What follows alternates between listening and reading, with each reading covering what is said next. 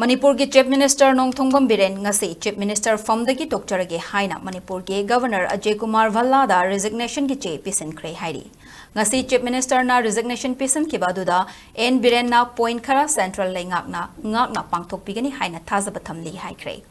Manipur ki territorial integrity asi kaihandana ngakna thamba narol changlakhiba illegal immigrants sing Manipur dagi Masagi maramdamda thakibaki thabak chathabiyu drug amadi narco terrorism ki mayokta chathariba thabak leptana chathabiyu FMR makhatana chanahanbiyu haiba wafam sing yauri ngasi governor da resignation Pisinkhre ki matamda BJP Manipur Pradesh ki president A Sarda minister TS Vishwajit minister Govindas Konthauzam BJP ki Manipur in charge Lok Sabha ki MP Sambit Patra minister TS Basanta Kumar minister S Ranjan Minister Kashim Vashum, Minister Dingo, Minister Awangbong Nimai, MLA T.A. Santi, MLA S. Kunjakishore, MLA K. Shyam, MLA S. Premchandra Yauna, Pisinkhre hairi.